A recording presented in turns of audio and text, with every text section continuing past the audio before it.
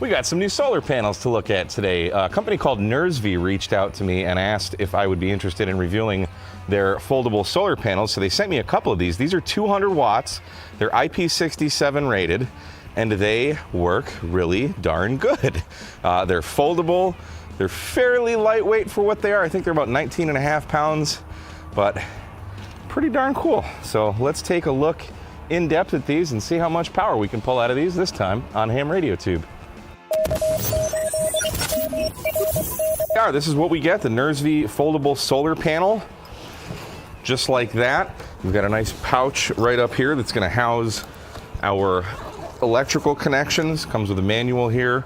It's got the specifications. They sent me a couple extra cables. This one here connects to the panel, and then you've got 3 different options for either, I think this is an XT60, an Anderson style power pole. It's not an actual Anderson power pole, but Anderson style, and then some type of coaxial type plug there.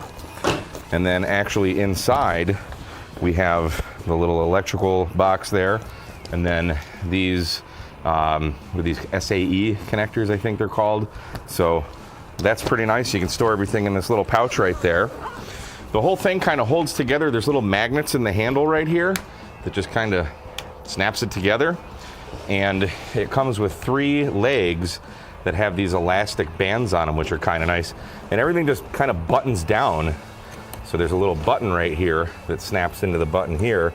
So all 3 legs button down, as well as these 2 center panels right there. There's some buttons on there. So keeps everything nice and closed. That's pretty nice. So I thought we'd go ahead and hook these up. We'll try one panel first, see what kind of power we get out of it. And then they sent me along a couple cables to put these in parallel so we can double the power and hook it up to my battery bank. I've got a 400 amp hour battery bank inside with a 40 amp charge controller. So let's see what kind of damage we can do. So let's go ahead and set this up. In mere moments, we can have a 200 watt solar panel deployed. Kick the legs out. Point it towards the sun. And then we'll go ahead and open up the electrical compartment here. Now they've got these style connectors. I can't remember what they're called. I don't really use them, but I'm going to connect it to the adapter that has Anderson power poles on it. So the male goes in the female and the female goes in the male.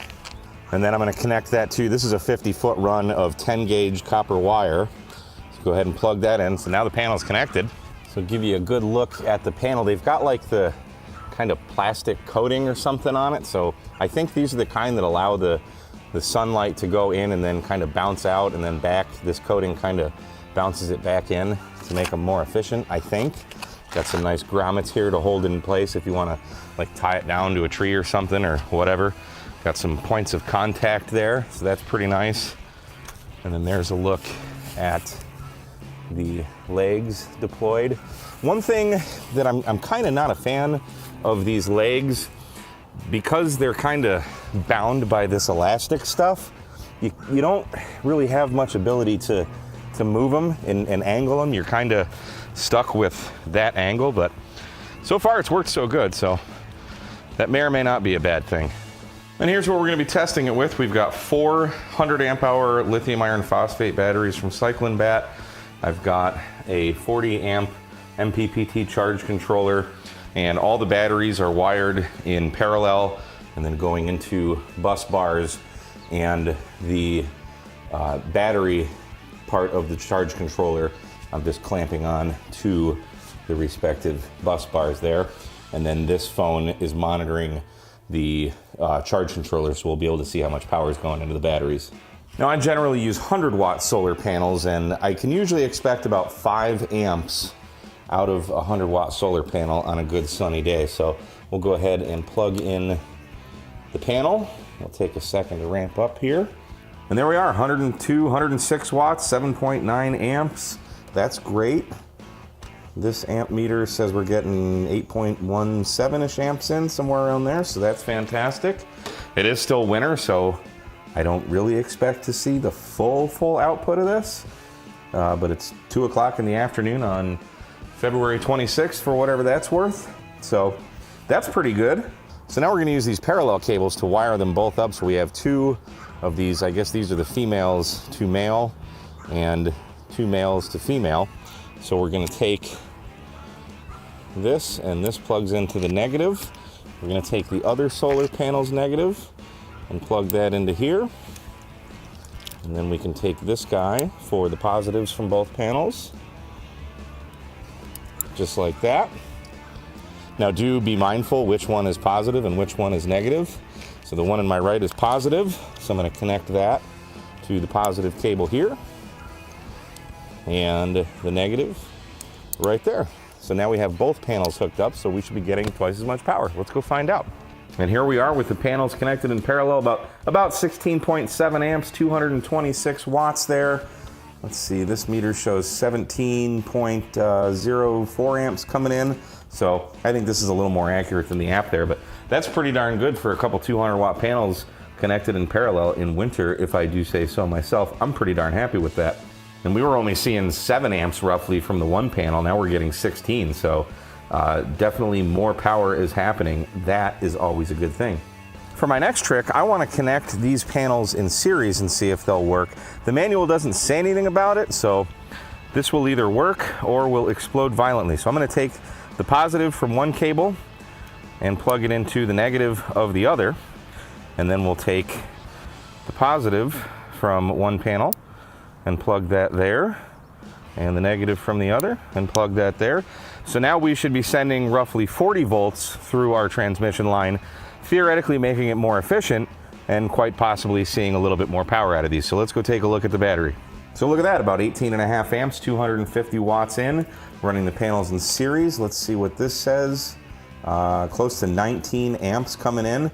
That is fantastic. So series connections, 100% work with these panels. That's great. So we've got good power out of the panels, and we can even put them in series, but they're advertised as being waterproof, so we need to test that. They say don't get the innards, the electrical components wet, but everything else should be just fine. So we'll give them a good soaking here and see how they do.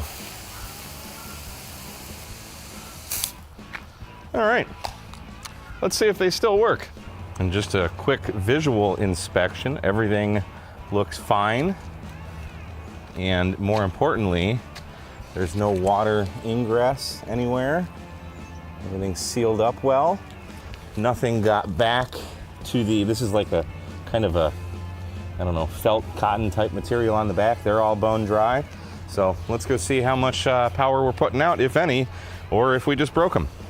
Okay, the panels are still connected in series after their nice bath. Let's go ahead and plug them into the charge controller. And you can see we're getting 26.8 volts in right now. Now we're getting 45.8. That's fantastic. We'll wait for the charge controller to ramp up here. And look at that, 21 amps in, 287 watts. That is fan-frickin-tastic. Here we can see 21.5 amps in. Perfect. Soaking wet. In series, 293 watts, 21.45 amps. These panels are freaking awesome.